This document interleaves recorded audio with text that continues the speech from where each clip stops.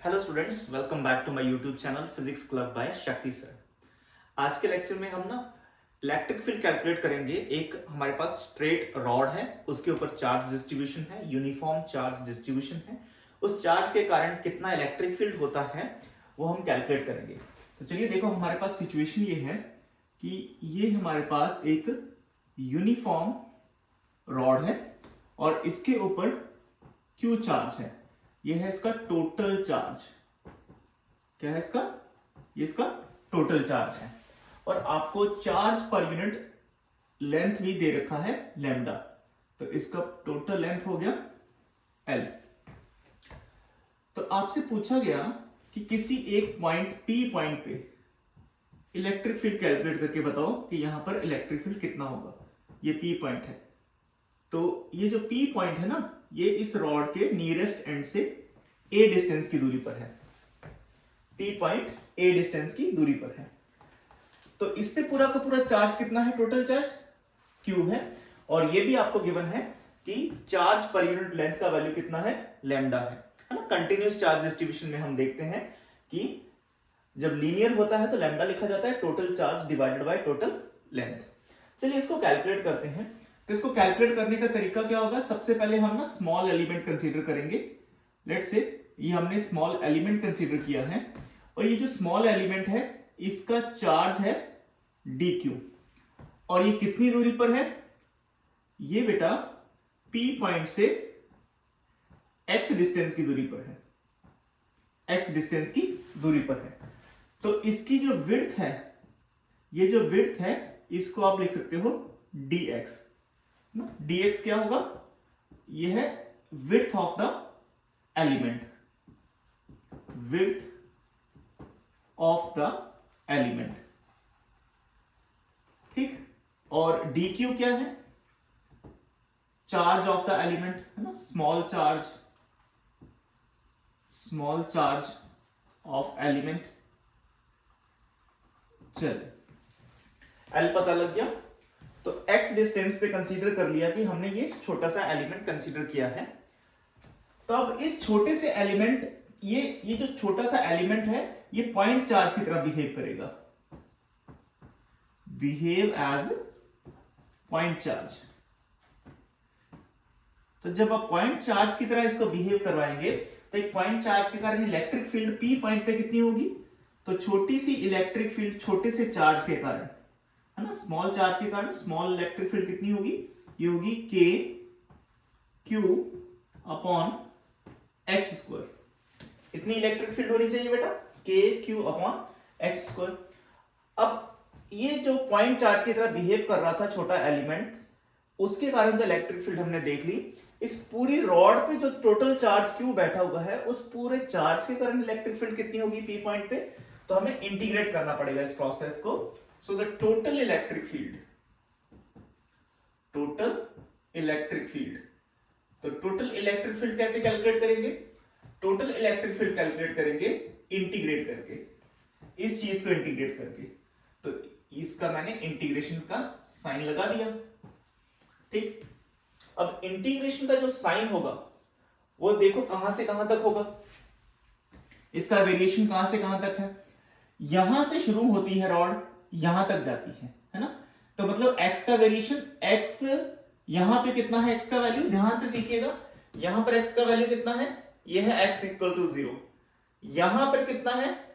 x equal to a। और यहां पर x का वैल्यू कितना आ जाएगा? x equal to a plus l। तो हमें तो पूरी रॉड कवर करनी है ना, हमें तो पूरी रॉड कवर करनी है। तो इसका मतलब x का लोअर लिमिट क्या होना चाहिए? ये x इक्वल टू a, क्योंकि यहां से रॉड शुरू हुई है। और अपर लिमिट क्या होना चाहिए?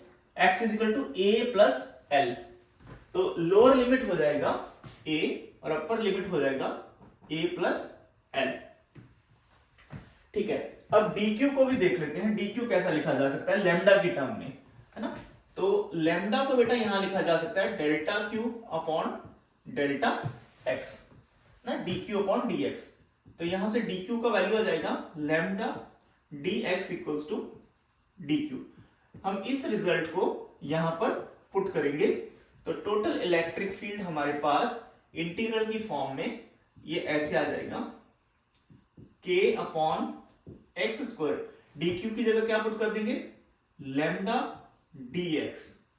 ठीक है, अब देखो मैच कर रही है, ये देखो स्मॉल डिफरेंशियल एलिमेंट आ गया और x का इंटीग्रल होगा क्योंकि x की लिमिट है, लोअर लिमिट a है, upper limit a plus L है। k और लैम्डा तो कांस्टेंट टर्म्स हैं, ये इंटीग्रेशन से बाहर आ जाएंगी। x स्क्वायर का इंटीग्रेशन होगा तो ये ऐसा लिखा जाएगा, लोअर लिमिट अपर लिमिट ऐसे। अब x की पावर -2 है, x की पावर -2 का इंटीग्रल कितना हो जाएगा, यहां पर ये हो जाएगा x की power -2 + 1 divided by -2 + 1, lower limit and this one is upper limit. ठीक, इसको सॉल्व कर लेते हैं। k लैम्डा, यहां से -1 आ गया, ये माइनस मैं यहां पर लिख रहा हूं, ये कितना आ जाएगा, ये आ जाएगा 1/x ऐसे, लोअर लिमिट अपर लिमिट आ जाएगा माइनस लैम्डा के। सबसे पहले तो अपर लिमिट पुट करेंगे, वो आ जाएगा a प्लस एल, फिर लोअर लिमिट पुट की जाएगी, वो आ जाएगा 1/a। इस तरह से अब हम इसका क्रॉस मल्टीप्लाई ले सकते हैं। जब इसका क्रॉस मल्टीप्लाई लेंगे या इस वाले माइनस के साइन को अगर मैं एडजस्ट करता हूं तो ये वाली टर्म नेगेटिव हो जाएगी, ये वाली टर्म पॉजिटिव हो जाएगी, तो ये आएगा लैम्डा के 1/a minus 1/a plus L. ठीक, ये आ गया। अब आप चाहो तो इसका क्रॉस मल्टीप्लाई कर सकते हो। देखो मैं क्रॉस मल्टीप्लाई करके दिखा रहा हूं यहां पर, ये क्या आ जाएगा, ये आ जाएगा लैम्डा के a plus L minus a divided by a plus L. a से a टर्म कैंसिल हो गया, k lambda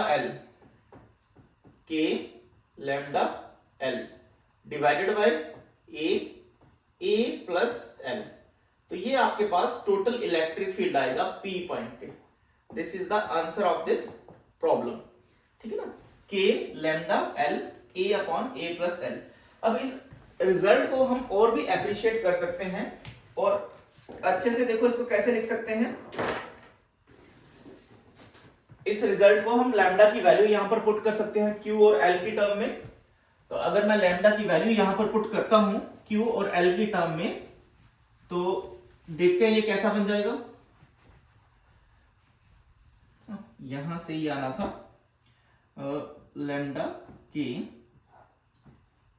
a plus L minus a divided by a plus L.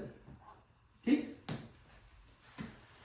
अब देखो लैम्डा की अगर मैं वैल्यू पुट करता हूं तो लैम्डा की क्या वैल्यू होगी, लैम्डा की वैल्यू होती है total charge upon total length.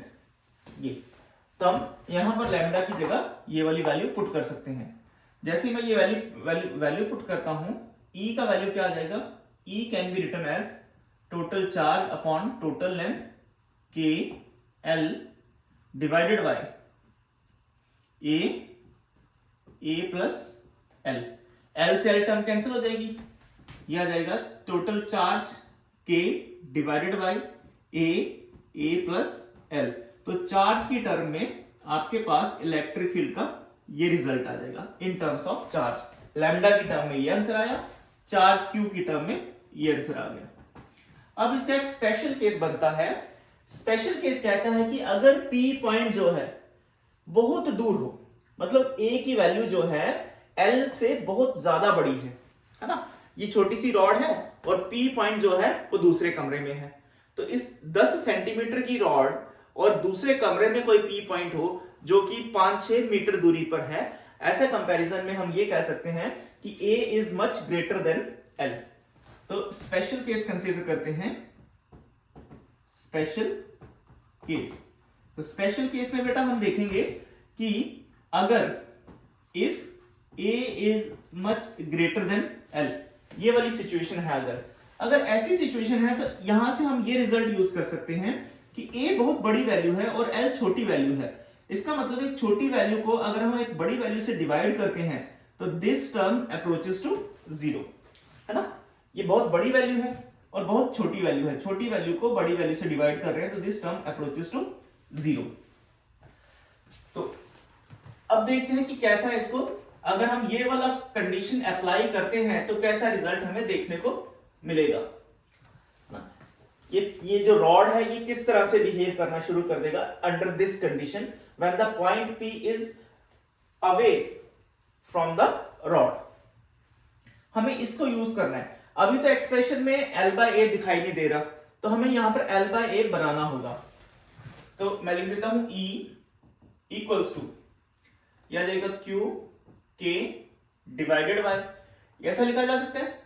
अगर मैं A कॉमन ले लूं तो ये 1 प्लस L/A ऐसा बन जाएगा, है ना। इसमें कोई दिक्कत नहीं है। सब बच्चे इस एक्सप्रेशन से ये वाले A को बाहर लाएंगे तो ऐसा एक्सप्रेशन बन जाएगा। यहां पर देखो L/A आ गया। L/A की वैल्यू क्या पुट करनी है मुझे? 0 पुट करनी है।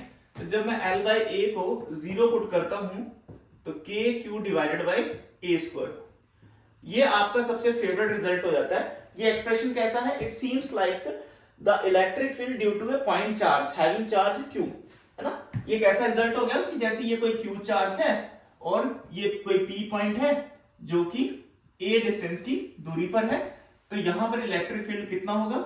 इतना होगा। इसका मतलब ये हो गया कि जब A बहुत ज्यादा बड़ा है as compare to the dimension of the rod, length के कंपैरिजन में, तो ये जो रॉड है ये एक पॉइंट ऑब्जेक्ट की तरह बिहेव कर रहा है, राइट। ये ऑब्जेक्ट, ये जो टोटल चार्ज इस रॉड पे है, it behave as a small piece of particle having charge Q। तो ये छोटा सा ऑब्जेक्ट छोटा सा पार्टिकल की तरह बिहेव करेगा, क्योंकि A की वैल्यू बहुत ज्यादा थी, तो उसके कारण हमारे पास इलेक्ट्रिक फील्ड ऐसा आ गया जो कि आना भी चाहिए था। तो यहां से एक आपको कंफर्मेशन मिल जाती है कि आपका ये जो रिजल्ट है ये बिल्कुल सही है, आपका ये जो रिजल्ट है ये बिल्कुल सही है। तो कंटिन्यूअस चार्ज डिस्ट्रीब्यूशन का ये मेरा सबसे पहला एग्जांपल था कि किस तरह से एक रॉड की हेल्प से किसी एक P पॉइंट पे, जो कि P point lies along the length of the rod. बात याद रखें, ये जो P पॉइंट है ये कहां पर है? Along the length of the rod, कि रॉड के बिल्कुल सामने ही है ना। समटाइम्स हम सिचुएशंस कंसीडर करेंगे कि परपेंडिकुलर है, P पॉइंट यहां कहीं है ना। तो वो वाले केसेस भी मैं आपके सामने लेके आऊंगा, बट आज की वीडियो के लिए इतना ही। आई होप कि आपको ये कॉन्सेप्ट क्लियर हुआ होगा कि किस तरह से हम इस डेरिवेशन को सॉल्व करते हैं। मिलते हैं नेक्स्ट लेक्चर में। अगर आप फर्स्ट टाइम मेरे चैनल को विजिट किए हैं तो प्लीज सब्सक्राइब जरूर करिएगा, अपने फ्रेंड सर्कल में शेयर करिए, लाइक करिए चैनल को, और कमेंट सेक्शन में बताइए कि आपको इलेक्ट्रोस्टैटिक्स में कौन से टॉपिक में दिक्कत आ रही है। उस टॉपिक को मैं यहाँ पर अच्छे से आपके सामने प्रेजेंट कर दूंगा। Wish you all the best, bye bye.